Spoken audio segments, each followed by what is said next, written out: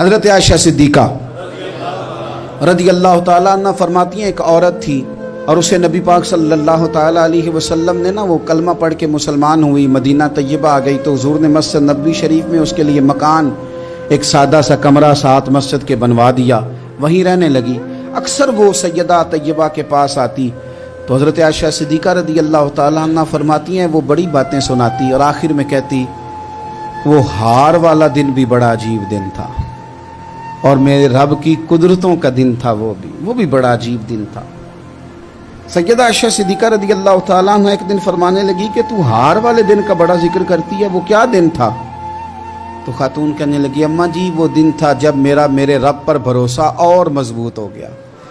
جس دن میرا اپنے رب پر توکل اور بڑھا، میرے ایمان میں یقین میں اور پختگی آئی۔ کہنے لگی میں ایک گھر کی کنیز تھی، نوکرانی تھی، اس گھر میں ایک بچی تھی جس کے پاس سونے چاندی ہیرے جواہرات کا ہار تھا۔ اس زمانے میں چمڑے کے اوپر لوگ ہیرے جواہرات لگاتے تھے، کئی دفعہ سرخ رنگ کے چمڑے پہ لگائے جاتے تھے، وہ بچی پہنتی تھی تو کہتی ہیں وہ بچی کے اس نے اتار کے رکھا یا اس سے گرا وہ ہار تو چیل اسے اٹھا کے لے گئی گوشت سمجھ کے اور میرے سامنے اٹھا کے لے گئی۔ گھر والوں نے مجھ سے پوچھا، یہ بخاری میں موجود ہے، گھر والوں نے پوچھا مجھ سے کہ وہ ہار کہاں ہے تو میں نے کہا چیل اٹھا کے لے گئی۔ گھر میں کچھ چوری ہو جائے تو سب سے پہلا الزام کس پہ لگتا ہے؟ ملازمین پہ۔ کہتے انہوں نے مجھے بڑا مارا، بڑی تکلیف تھی، حتیٰ کہ میری شرمگاہ تک کی تلاشی لی،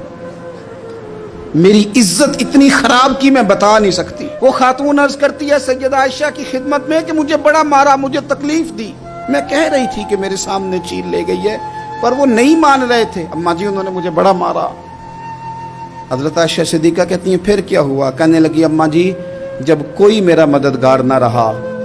مجھے تکلیف دے رہے تھے، رسوا کر رہے تھے، تو میں نے اپنے رب سے مدد چاہی، میرے رب کی طرف میں نے توجہ کی، میں نے کہا مالک اب تو ہی میرا مددگار ہے۔ کہتی ہے وہ مجھے مار رہے تھے تو وہ چیل جو ہار لے گئی تھی وہی لے کے واپس آ گئی اور ہمارے سروں کے قریب لا کے اس نے جب اس ہار کو پھینکا وہ مجھے چھوڑ کے سائیڈ پہ ہوئے، وہ میری بے گناہی جان گئے، لیکن آپ کو بتاؤں اس دن سے میرا اپنے رب پر یقین اور بڑھ گیا۔ مجھے سمجھ آ گئی کہ جب انسان پورا ٹوٹ جاتا ہے اور جب کوئی چاروں جانب اس کا مددگار نہیں ہوتا تو رب تو ہوتا ہے نا، اللہ تو اس کا مددگار ہوتا ہے نا، وہ تو پھر اپنے اس بندے کی مدد کرتا ہے نا، پھر وہ تو توانائی دیتا ہے نا، وہ تنہا نہیں چھوڑتا، وہ تو آنسوؤں والوں کے آنسوؤں پہ بڑا کرم فرماتا ہے، وہ تو قسم پرسی میں آ جاتا ہے، اس کی رحمت بڑھ